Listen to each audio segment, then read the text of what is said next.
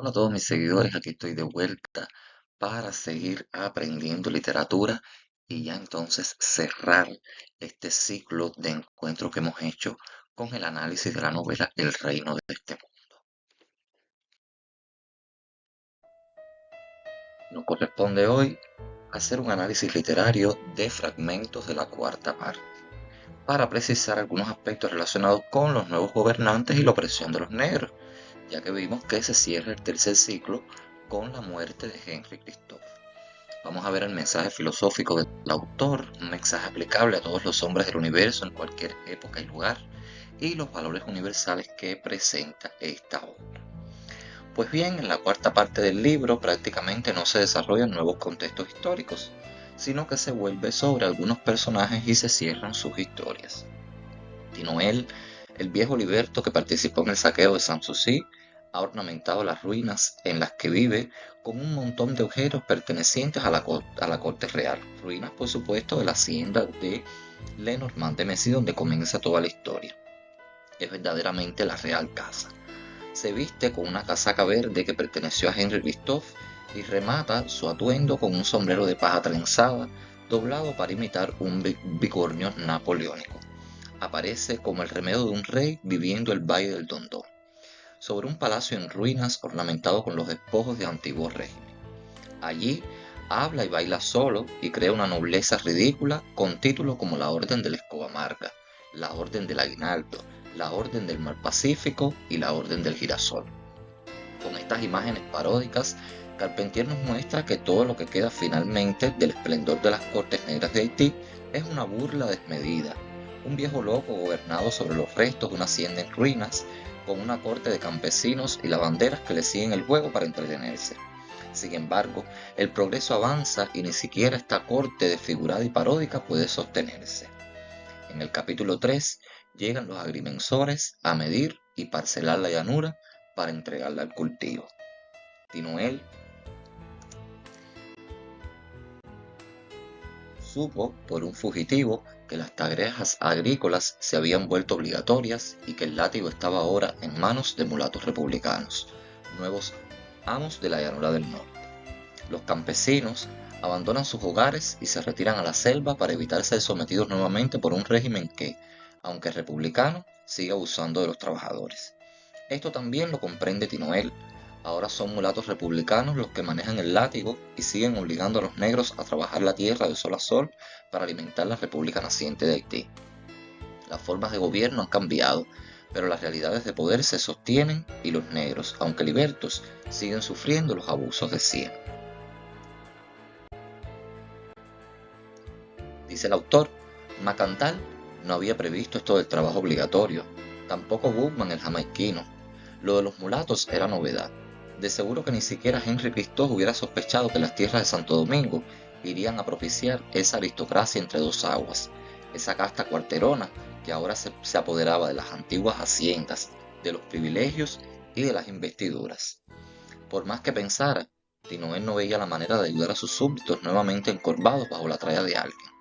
El anciano comenzaba a desesperarse ante ese inacabable retoñar de cadenas, ese renacer de grillos, esa proliferación de miserias que los más resignados acababan por aceptar como prueba de la inutilidad de toda rebeldía. Y Noel temió que también le hicieran trabajar sobre los surcos a pesar de su edad.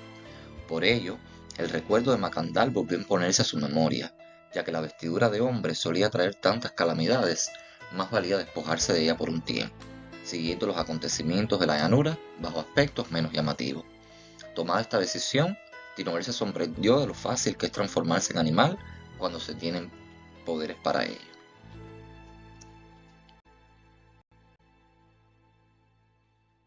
Como prueba, se trepó a un árbol, quiso ser ave y al punto fue ave.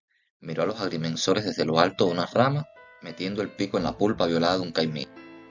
Siguiente, quiso ser garañón y fue garañón, mas tuvo que huir prestamente de un mulato que le arrojaba lazos para castrarlo con un cuchillo de cocina. Hecho avispa, se hastió pronto de la monótona geometría de las edificaciones de cera. Transformado en hormiga por mala idea suya, fue obligado a llevar cargas enormes en interminables caminos, bajo la vigilancia de unas cabezotas que demasiado les recordaban los mayorales de Lenormand de Messi, los guardias de Cristo, los mulatos de ahora.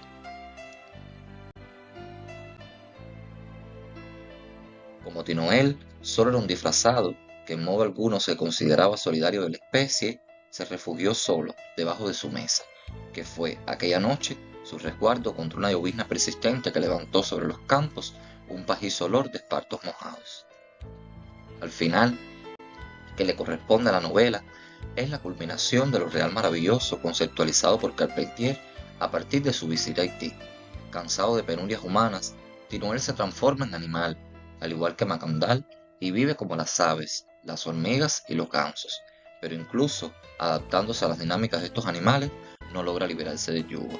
Como hormiga, comprende que el sistema de sometimiento también se comprueba en el reino animal. Pues bien, evidentemente esta actitud, querer por supuesto imitar los poderes licantrópicos de Macandal, no fue correcta, porque Macandal se había transformado en animal para ayudar a los hombres, no para desertar del terreno de los hombres. El último intento de licantropía que realiza Tinoel ocurre tras observar la estructura social sostenida por los gansos. Estas criaturas se apareaban de por vida. Las hembras cuidan de sus pichones mientras el macho también vigila el nido. Y si hay algún problema, los gansos actúan en comunidad, liderados por una figura de autoridad que los congrega. Los gansos eran gente de orden, de fundamento y de sistema, cuya existencia era ajena a todo sometimiento de individuos a individuos de la misma especie. Pero incluso esto falla, cuando Tinoel, convertido en ganso, quiere formar parte de la parvada. Las otras criaturas lo ven como un extraño llegado de la nada, sin ninguna conexión con la comunidad, y lo echan a picotazos. Estas dos analogías de los sistemas de gobierno y organización que Carpentier desarrolla en las imágenes de las hormigas y los gansos ilustran finalmente la imposibilidad del negro liberto de encontrar un sistema social que no explote al trabajador o que no ostente algún sistema de exclusión sobre los miembros más vulnerables. Al fracasar en su propia vida, en su vida de animal, Tinoel regresa a su cuerpo humano y una revelación sobre la naturaleza humana y el sentido dialéctico de la vida lo conmueve profundamente. Comprendí ahora que el hombre nunca sabe para quién padece y espera. Padece y espera y trabaja para gentes que nunca conocerá, y que a su vez padecerán, esperarán y trabajarán para otros que tampoco serán felices, pues el hombre ansía siempre una felicidad situada más allá de la porción que le es otorgada. Pero la grandeza del hombre está precisamente en querer mejorar lo que es, en imponerse tareas. En el reino de los cielos no hay grandeza que conquistar, puesto que allá todo es jerarquía establecida, incógnita despejada, existir sin término, imposibilidad de sacrificio, reposo y deleite. Por ello, agobiado de penas y de tareas, hermoso dentro de su miseria, capaz de amar en medio de las plagas, el hombre solo puede hallar su grandeza, su máxima medida, en el reino de este mundo. Aquí, evidentemente, el novelista declara explícitamente el sentido anímico en este final cerrado, y abre un camino a la reflexión filosófica. En un sentido de actitud final de Tinoel, se rebasa el gesto inicial del Mandinka Macandal. El mensaje de Tinoel Macandal nos ubica en la encrucijada del quehacer del hombre como ser social ante sus aspiraciones y objetivos y frente a la historia. El hombre, situado ante el deber sagrado de ser hombre social, de luchar por su realización, una realización de índole colectiva. Esa es la tesis carpenteriana, en la que Carpentier nos transmite un mensaje cargado de significaciones, la lucha del hombre en su devenir histórico humano como actor principal y protagónico de su propio mejoramiento. La verdadera y correcta expresión de autenticidad del hombre consiste en su lucha por lograr ámbitos sociales de mayor alcance. La vida se presenta así como una lucha constante entre la voluntad de sobrevivir y de obtener una felicidad que no se halla nunca en el presente vivido, y el parecer y vivir resignado a la falta de sentido del presente. El título de este capítulo, Agnus Dei, con el que se cierra la novela, significa Cordero de Dios. En el cristianismo se refiere a Jesucristo como víctima ofrecida en sacrificio por los pecados de los hombres, a semejanza del Cordero que era sacrificado y consumido por los judíos durante la conmemoración de la Pascua. Evidentemente, Tinoel, Macandal y Boukman son como una especie de corderos que por supuesto ofrecieron o fueron capaces de ofrecer hasta su vida por lograr la libertad de su raza. Ya veremos entonces qué ocurre con Tinoel al final. Enfurecido por esta repentina comprensión de la vida, Tinoel se sube a una mesa y lanza una declaración de guerra contra la República y los nuevos amos, instalando a todos los sometidos a alzarse y derrocar a los opresores, tal como lo hicieron sus antepasados. Mientras lo hace, una enorme tormenta que deriva en huracán azota la llanura del norte de Haití y envuelve al viejo negro. En medio del huracán, los toros degollados por Henry Christophe vuelven a bramar y el mundo parece invertirse.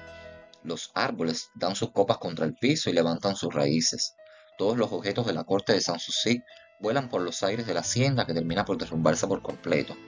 Tras la tormenta de Tinoel no quedan rastros, solo un indicador, un buitre que espera el sol con las alas abiertas para devorar la carne muerta y perderse luego en la selva. Con esta potente y maravillosa tormenta se cierra la novela, presentando un nuevo mundo y una nueva realidad para Haití. La época de las revoluciones ha quedado atrás y sus restos deben rescatarse de la historia con la meticulosidad y el celo de los arqueólogos o la creatividad y el compromiso de los escritores latinoamericanos.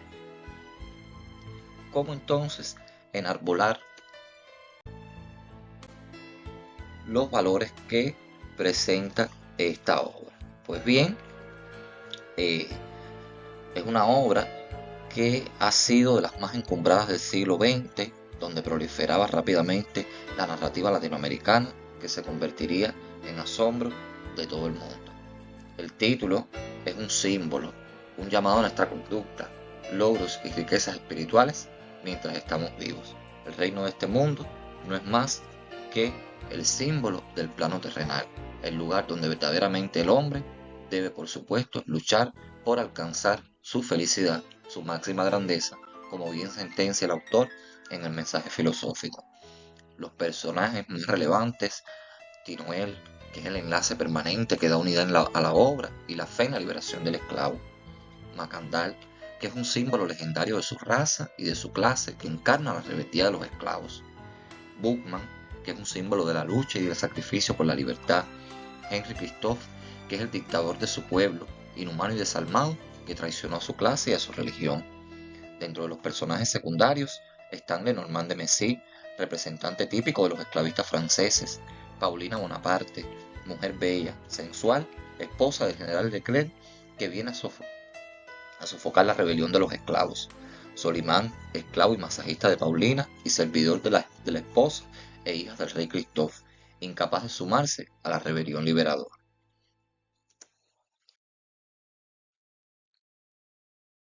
El reino de este mundo es una novela eminentemente histórica porque recoge magníficamente la revolución de esclavos en Haití, inserta a sus personajes en un marco ambiental que va más allá de la realidad, representa el que con tanta intensidad viven sus adeptos.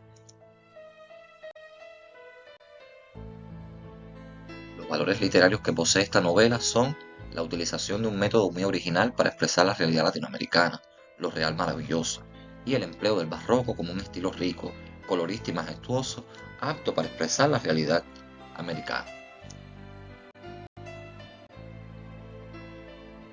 La universalidad de esta obra radica en que transmite al hombre de cualquier latitud un mensaje imperecedero, ese mensaje filosófico que es aplicable a todos los hombres del universo, como les decía, en cualquier época y lugar, porque verdaderamente la grandeza del hombre está en querer mejorar lo que es en el reino de este mundo, no desertar del terreno de los hombres, sino por supuesto defender a toda costa, en cualquier momento, pese a cualquier sacrificio, sus objetivos. En el caso de estos hombres fue su libertad.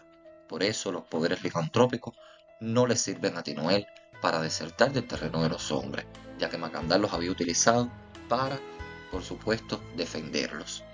Constituye un espejo de la sensibilidad, de la esencia misma y las esperanzas de un pueblo sometido a varios siglos de esclavitud. Pues bien,